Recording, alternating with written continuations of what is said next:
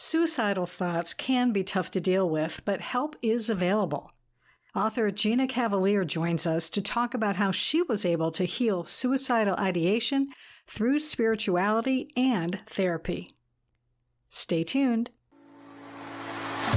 I am Gloria Grace Rand, founder of The Love Method and author of the #1 Amazon bestseller, Live, Love, Engage: How to Stop Doubting Yourself and Start Being Yourself.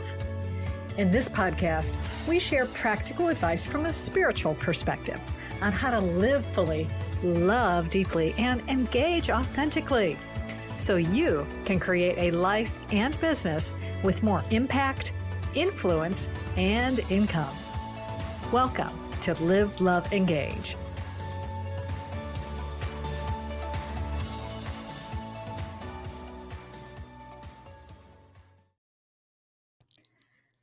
Namaste. Did you know that nearly 50,000 people in the United States and more than 800,000 worldwide die by suicide each year?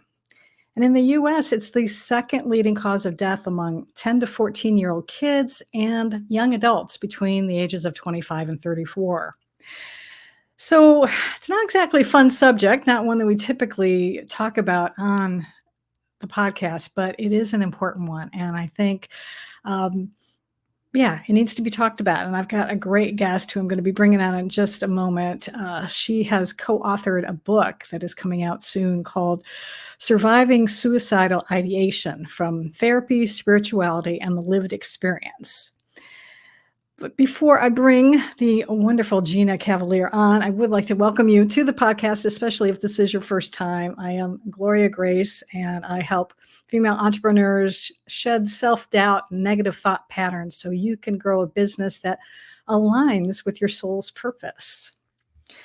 So I think part of that is really being able to, get rid of some of these negative thought patterns that can be very destructive sometimes. So we're going to bring on a wonderful woman right now. Without further ado, her name is Gina Cavalier. And yes, she's also host of the Liberated Healer podcast. So a fellow podcaster, and I'm glad to have you on the show today. Thank you for the opportunity. And yes, it is a serious topic, but we don't call it a dark topic. And we are putting an effort together to bring levity towards it and to kind of take away some of the stigmatism so we can help our fellow humans. And so, we kind of raise the frequency. We try to keep it, in the space where it's not so taboo and not so scary. And so we can actually make headway. Yeah, absolutely. I like that. That's a good way to frame it. So I always like to start the interviews, with our guests, kind of having them share with us a little bit about their journey. And so, what got you here today where you are someone who is talking about healing and talking about, helping folks who may be having some trouble managing their lives. Let's put it that way. Yeah. We're just so individual. Our story is always different, but there's a lot of things that are very similar. And, I had a suicidal ideation on and off. I wasn't even really a depressed person. I just didn't feel like I fit in anywhere. I had an abusive childhood, and that kind of beat some unworthiness into me, and self-pity and doubt and just fears. And I knew I was a good person at heart. So I didn't understand. I felt there was a disconnect between what my soul was and how I was feeling inside and how the world around me felt. Also, I was very empathetic and very sensitive to energy. And so my nature was to go in and to help people, heal people. And so I came in, just started helping everyone as much as I could, to the point where I got chronic fatigue syndrome. I was just overweight. I was exhausted, and I was sad, and I didn't understand this process. And I just kind of, when life events would come in, like a divorce or a job change or anything that felt really overwhelming, I just would kind of go there just saying, I don't belong here. I just don't feel like I belong here. I'm outside the circle always, just always on the edge of feeling like I belong. And then I just really got tired of that record playing in my head. And I said, I'm going to really try to figure this out. And I put the healing in my own hands, knowing that I'm the only one with me 24/7. And I continued through a path to heal that. And it took me a while, but now I feel like I can reduce that length of time for people, explaining what my process was, some of the things that helped me, creating these books, these workbooks that people can do on their home so they're not alone. I mean, they don't have to tell anybody if they don't feel comfortable to do that yet, but they can still get some one-on-one advice and safety plans with some therapeutic context. And I'm building a nonprofit, Suicidal Ideation Anonymous, which I'm trying to get grants for right now. And it's going to act much like AA. And I thought, well, anything that needs to be anonymous probably is suicidal ideation. And that's just where we're going now. And so I'm building a whole 360, I'm building an app, building this whole world around helping mental health and normalizing these conversations so we don't have to hear as many of these stories. It's correct. We do lose one person every 11 minutes in the United States alone. So it is actually a worldwide epidemic, pandemic, whatever you want to call it, is 911.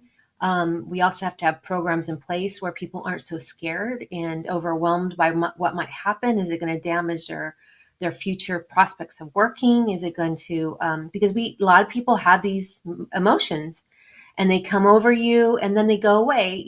For a lot of the people that have on and off suicidal ideation, it's not something that's every day. So they don't want to damage their future by just communicating, yeah, I have some dark thoughts once in a while. And the thing is, we don't know the statistics on how many people have suicidal ideation. We only know people who've actually either had an attempt that was documented or, actually followed through with it. And those numbers alone are staggering. So we could be dealing with 90% of the population that have suicidal thoughts once in a while. Yeah, normalizing it in a kind way with some levity, and understanding that we're just all unique. Our story's unique. What are you going to put in your toolbox for you? Whether it's exercising, meditating, maybe even church or whatever it is to you, but you have to create your own playbook in a way. Yeah, I love that, and so many things are going through my mind as you're talking about it. And I'm going to start with one thing, is that I also believe that because you went through this, it's why you are here now to be able to do this. It's clearly this is your, reason for being here. And I love I love the idea also about Suicidal Ideation Anonymous. I think that is very good. It makes so much sense. And I do think it may be 90%. I mean, I remember when I was a teenager and I briefly thought about it. Because I was growing up in a household that wasn't a lot of fun, and then then you mix in just becoming a teenager and all the crap that goes with that sometimes. Yeah. And I think the main thing that prevented me, or one of the things, was that I had seen my mom when I was a little girl. She lost her best friend to suicide. And I saw how devastated she was. I mean, I was probably 5 years old or something. And so I think that was always in the back of my head that, I can't really do that to my mom. So I didn't go through with it. But yeah, so there's so much to it. And I love that you mentioned a few things. So, and that we all have our own journey to go through. So what do you think actually helped you maybe the most, or have, let me just start with there first. Okay. I end up doing compound questions too often. So let's just start with there. What do you think helped you the most in being able to, finally, flip that switch and be able to say, okay, I don't have to be in that place anymore? We've kind of forgotten about spirituality. Spirituality comes last a lot of times when we're in our development. So it's, physical and, education and all these different things. And hundreds of years ago, we knew spirituality was the number one thing. And, the Native Americans kept that alive, and that's what their number one thing is. And they put spirituality first. And what that means to me, it's not about separating from a religion. You can add spirituality to either an atheist or to a religion or to anything you want. When I'm talking about spirituality, I'm talking about your education of where your heart is in the spirit, or even maybe a soul. And connecting that, having that connection, having that with everything around you, understanding that there's a vibration with everything. The number one thing that changed my life was learning about energy. And this is quantum physics. This isn't a woo-woo thing anymore. I mean, a lot of detailed books about energy, how they work with some of the smartest people that ever walked the planet. So we know we are full of energy. We know when we walk a room and think something feels good or doesn't feel good. We know we are. And when you realize that you are all energy, that you can actually take that and work with it, and it's malleable. And so now I was able to put my energy into my hands. And what happens is as you clean your energy, as you process it and run it through, you will start to attract like-minded, like energy.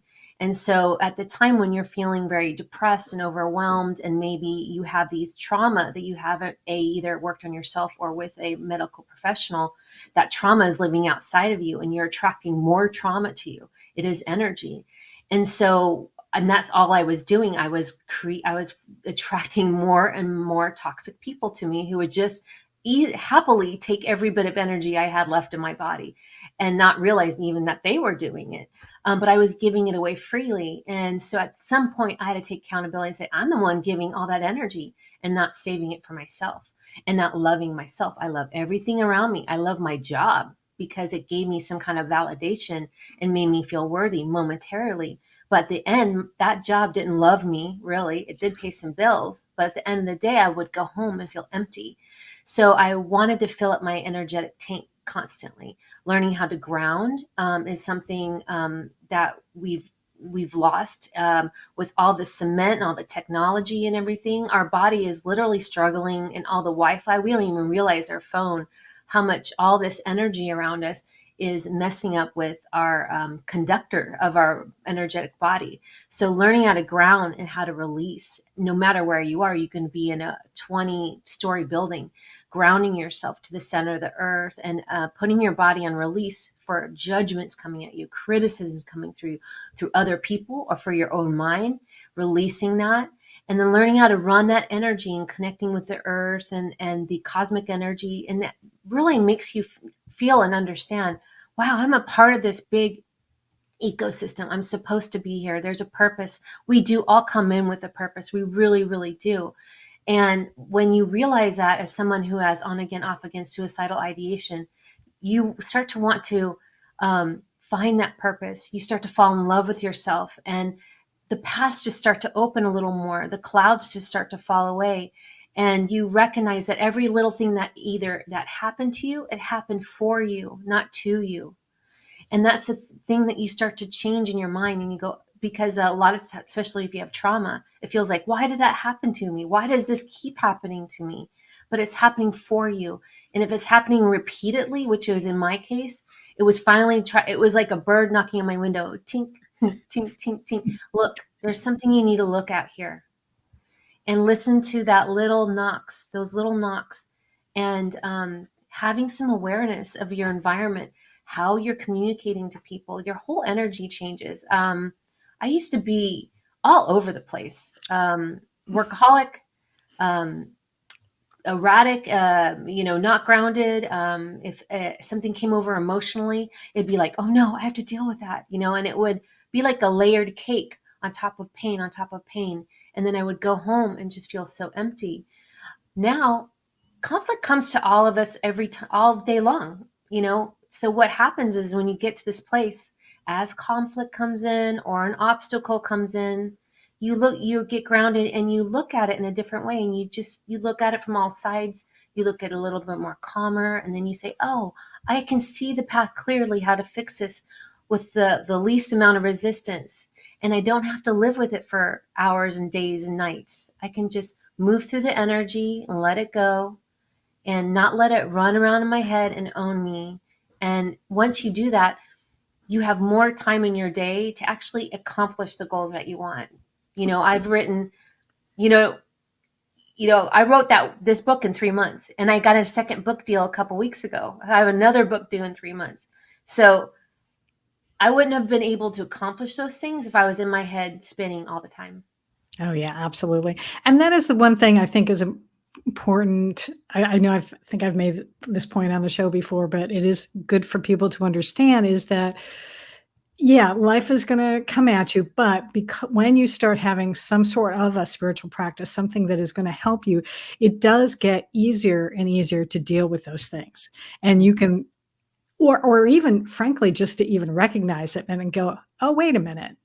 This is something is this true? Is this really true? Do I really want to go there, or can I let that go? Because I've dealt with that before. I don't have to let it send me down into, a tailspin or something, and wanting to just sit in the corner somewhere and, pull the covers over your head. It's like, no, been there, done that. Come on, we can get through it. So it does get easier as long as you do keep working at it. And you mentioned something, which in just sort of passing, but some people, I think it is also important to know that, yes, I agree with you 100%. We are all energetic beings. And I do love how science and spirituality are coming together more and more every day. You see wonderful books and things and, studies people are doing.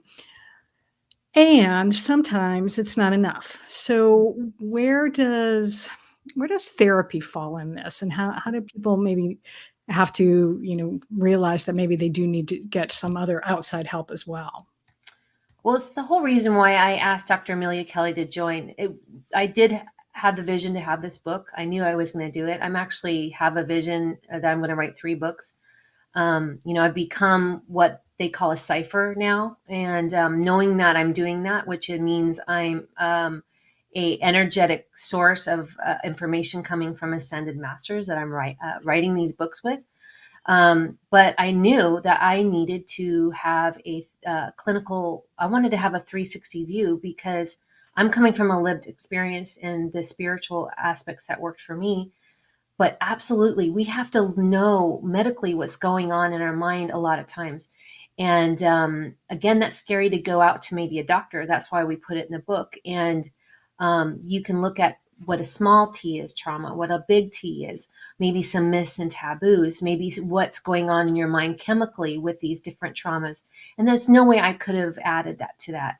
And the thing is that a lot of these people they're educated in a way with science backing them, and they can recognize a pattern, and they can actually be what I would call one of your best friends who is trained to recognize patterns that you might not be able to be seeing in yourself.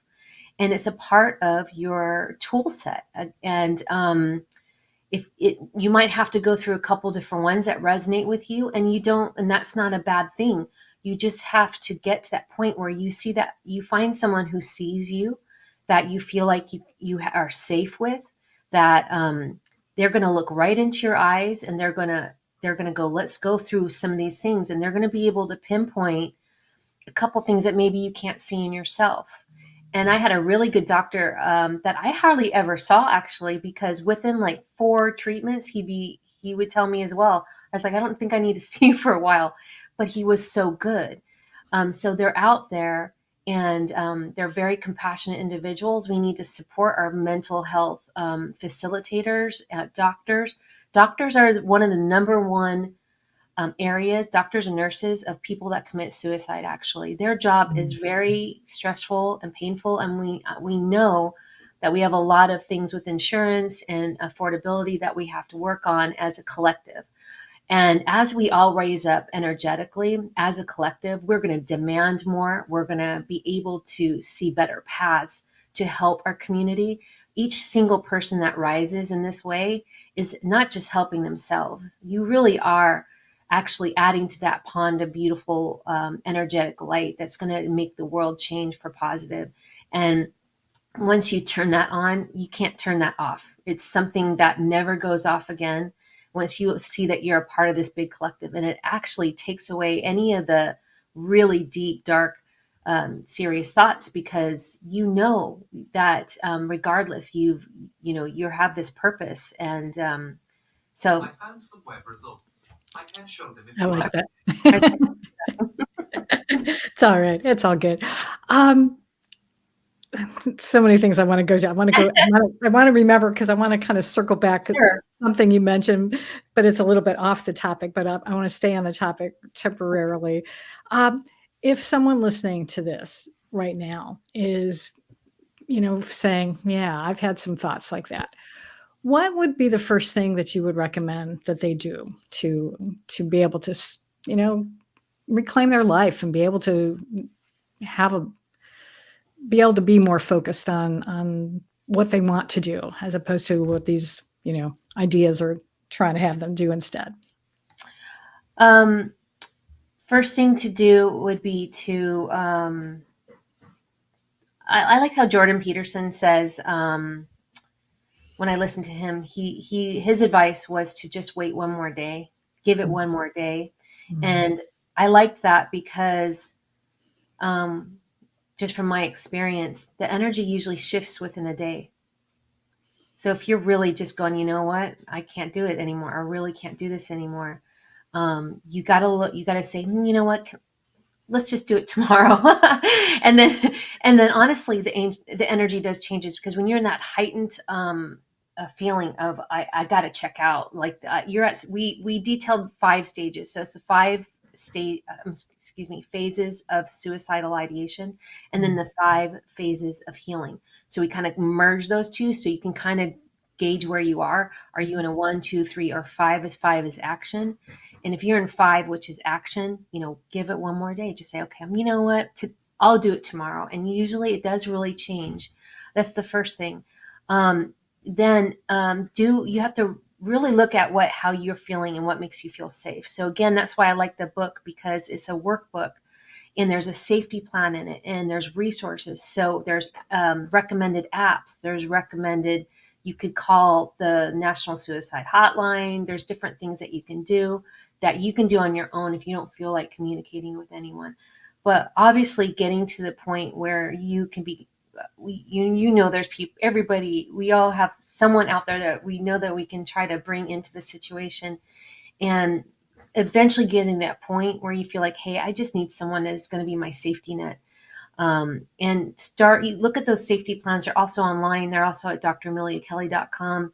And, print out that safety thing. And you can write it'll have all kinds of things in there too, like writing down your pets, writing down the things that you love.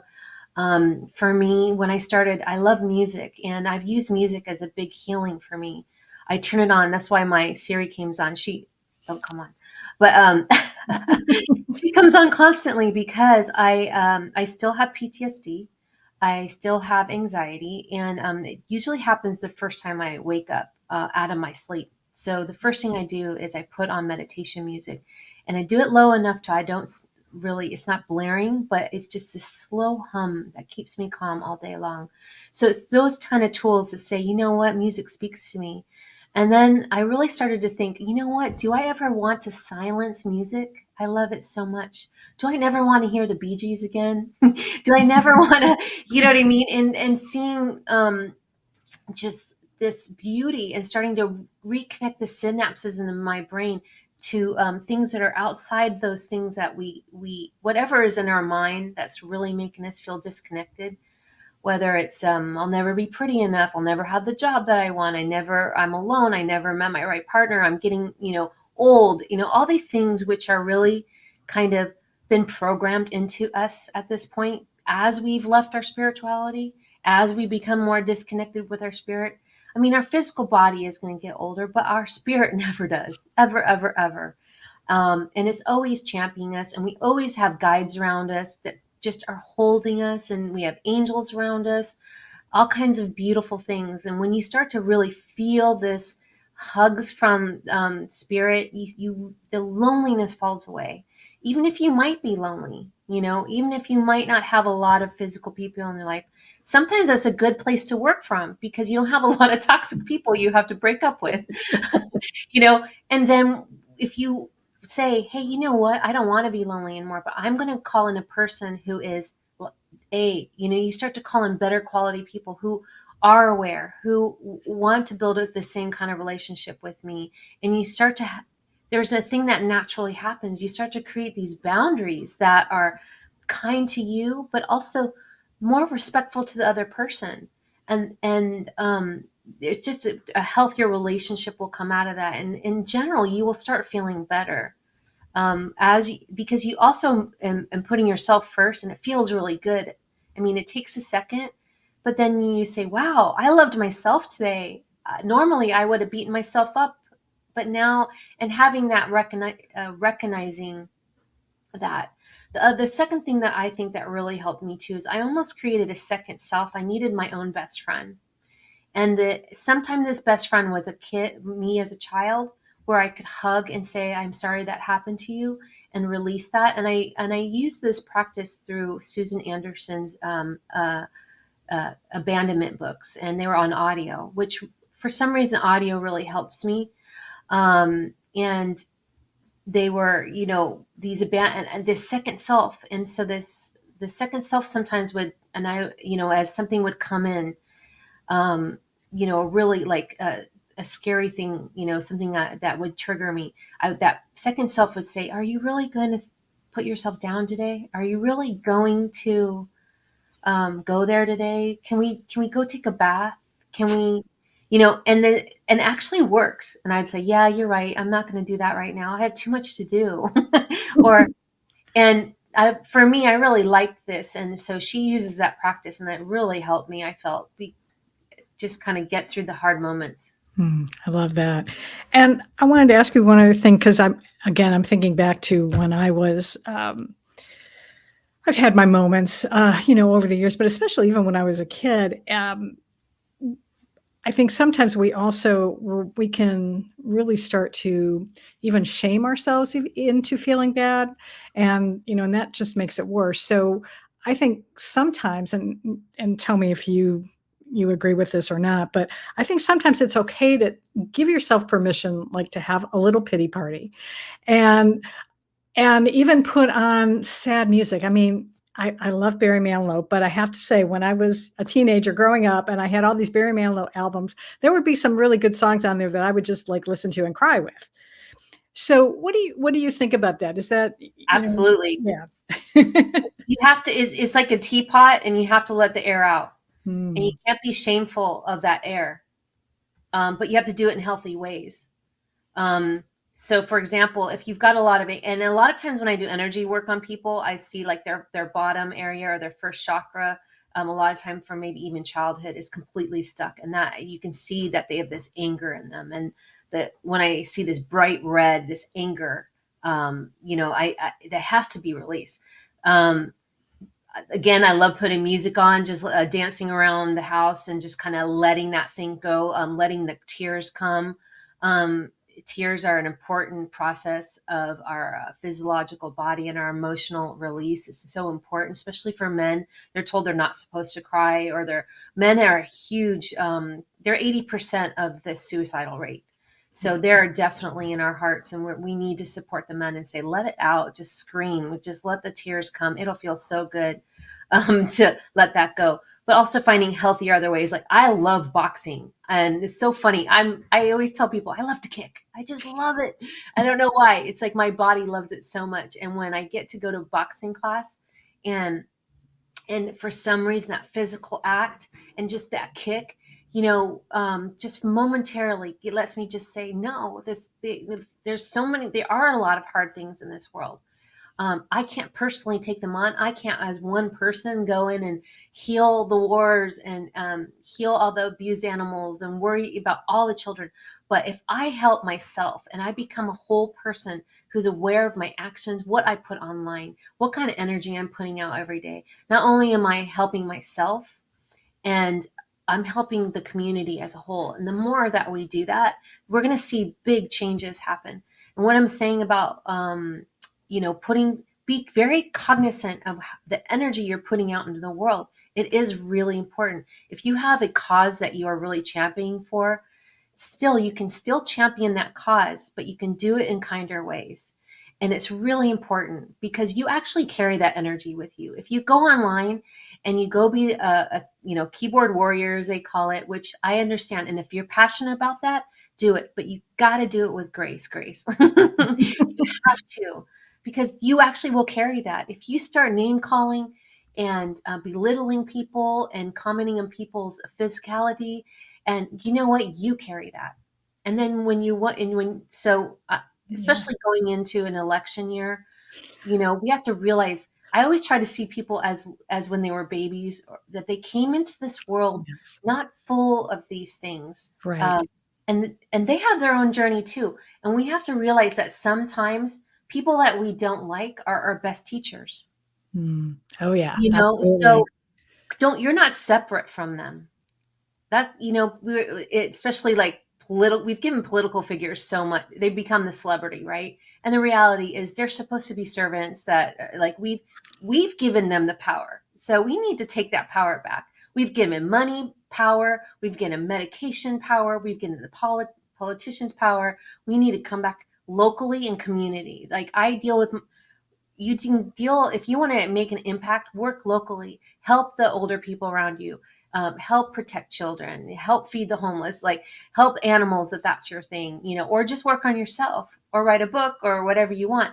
But do it locally, and try to really watch the information you're putting out there, because you might be hurting someone. They might be on their last leg and you might be the one thing pushing them over. Is it worth that?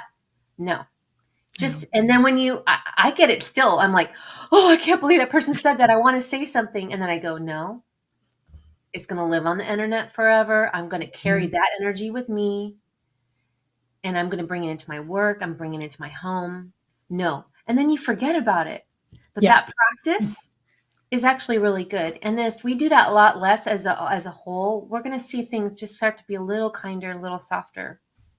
Absolutely.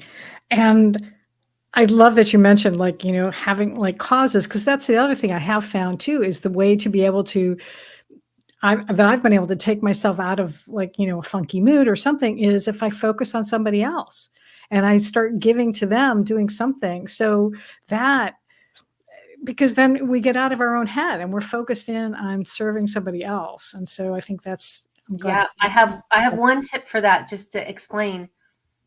When I was really at my worst, I went and I was a media executive working at studios and things like that. I went and volunteered at the animal shelter, and I would play music for them, and then I'd walk them. I'd clean poop all day long. And it really brought me down to reality. And I just, as these poor animals had no voice, had, just was looking for, they're just these beautiful spirits, and they're in the hands of us humans and all these animals. And as I saw their eyes and their energy, I just realized that actually my presence was helping them that day. And it really took me out of myself, constantly thinking about these things. And I just looked at this thing that needed me. So about a month into it, I really started to see when I was really bad, I just didn't feel like I wanted to be here. And I went and volunteered at the animal shelter. I mean, within a month, it took me like, it just was all that fell away, because I just wanted to contribute to this thing that needed me. And yeah, that's a really good way, if you're feeling stuck, to volunteer. I mean, there's people, and because especially in America, we've learned how to be so separated. And there's so many people in convalescent hospitals that either had accident, their family has abandoned them, or older people that have, everybody's passed on and they're by themselves. If we had more programs where we would teach children to, instead of doing some of these classes that maybe, or taking this, an hour out of their computer time, go and actually sitting with an elderly or somebody who needs them and reading them a book. Those children would have such a rich life, and because they would know that you can feel it, that you're changing a person's life that day. If we can have more, this is stuff that happens in the happiest countries in the world, like Sweden and Norway. I mean, United States is something like number 23 in the happiest country on the planet right now. We're like the lowest of low. Why is that? Because we're all stuck onto the computers. We're not creating these synapses of kindness and love that we all need. So going outside yourself again, volunteering, it'll change your ability, your wantingness to be here pretty quickly, I think. Yeah, absolutely. I 100% agree with that. And I want to just ask you real briefly, because you mentioned this, and I can relate to this as well. When you talked about writing the book, that you mentioned you're sort of getting kind of help in writing that. Can you elaborate on that a little bit? Yeah, it was really interesting because, and like it was a while ago. I actually put a tattoo on my arm of Amelia Earhart, and I didn't even know why. I was super depressed. And then I later on got it laser off because I don't even know why I did that. And then when I was on my podcast and I was formulating this idea for this book, Dr. Amelia Kelly came on. And for some reason, I kept hearing, ask her to write it with you. I mean, I just started getting it like super strong. Like, ask her to write this book with you. And I was like, okay. And I just asked her and she was like, yeah. And so we wrote the proposal, and then we got 4 contract offers. We chose Swedenborg Foundation because it's a nonprofit and they're going to help get the book out to people who financially can afford it. And so I needed that. I wanted to, have something that had this kinder, instead of like a full book sales actually for this book. And while I was writing, I remembered about Emanuel Swedenborg, who's from the Swedenborg Foundation, who, he was a genius. There's only 3 people in the world still to this day who has an IQ over 210, and he's one of them. And he wrote just all these volumes of work that he channeled through angels. And he was just a really mythical person. And as I started writing and got the book deal, he came in right away. And he said, do you want me to help write this book for you? And I was like, with you. And I was like, absolutely. He said, it's going to do really well. You're going to reach a lot of people. This is something that's important. This has been in your lineage to be doing this for a very long time. And that's why I thought that was fascinating, because while I was really depressed and I was feeling like I didn't have any purpose, 18 years later, I'm going to write this book with this woman, Amelia, like I didn't even know. And I still haven't even told her that whole story yet. And all these things started to click in place, that I had to get through that really painful journey so I could release the power of money over me, release the power of all these spiritual things, so I could actually hear where I was supposed to be. It was revealed that Swedenborg and I, at least what he showed me, is that I was his research assistant in that life. And he always says, way more than a research assistant, you were brilliant, and I understand now why I love research. And I always had this passion of writing. And I didn't have a lot of education. So I felt shamed that I didn't have a lot of education. And so a lot of time I would poo-poo myself, because saying, I'm just not educated enough, I'm never going to be able to write a book. And I had to change that energy. And now, even though it was definitely written, my portions were written through me, I really had that companion of Emanuel Swedenborg kind of directing me to explain some things. And he was right alongside with me. My second book, I already have that guide that's come in, and she's an earth angel. Her name's Sue Ellen, which is funny. She's like, you can say it with an accent. But I'm basically telling her story. She's lived repeated lives committing suicide over and over again, because it's the earth is so dense, she can't handle it. She's way too sensitive. So she's coming in to help me show people who are really sensitive how to live on this dense plane, and to change your energy and to see their life path. So that's why I said I become a cipher, which we all have gifts. We all come in with gifts in this world. And it really helps. And that's going to be in my first chapter, how to find out what your gift is. There's about 30 of them, and you usually only have 2, maybe 3. It's going to be in book 2, chapter 1. But when I realized, I didn't even know what cipher really was, but I am a channel from masters to kind of write, to show to the world, kind of be that channel to share these messages, these secret codings, and uncode the things that have been hidden from us or destroyed. There's been a lot of destroyed information, all in an effort to control us and to put us in a box. And, it's all been based on money. And you can see things are falling apart. Those old ways are coming apart. We're getting help by all of the high vibrations to let that all go. And not that money is not bad, is bad. It isn't bad. It really, they want us to be abundant, have anything we really want to have. But it's, does the money have the power over you as over your soul? Does the power control the power own your soul? And that's the difference. So be abundant, have everything that you want, but it's the relationship with your power with money, and does it own you? And when it owns you, that's when you need to go back and say, you know what? And yeah, it's interesting. It is very fascinating. And I'm going to have you back on the show when you get that other book done, Okay. because I want to, well, number one, I want to read it. And number two, I think it's going to be fascinating. So I think it's Oh, going to be a thank you. great I'm story. actually going to be illustrating how energy works. So if people, it's going to be one of those, I think, kind of the first book of its time. I'm right. And it's going to be just smaller chunks. It's not big, long paragraphs. And then I'm going to illustrate how energy works. So people can just look at the picture and get a healing, and then also see. Yeah. So cool. So cool. See, I knew when, I don't remember exactly how I found you, but I'm so glad I did, because I'm so glad. I just loved communicating with people. I'm sending everybody out a big hug if they're going through anything or they've already gone through something.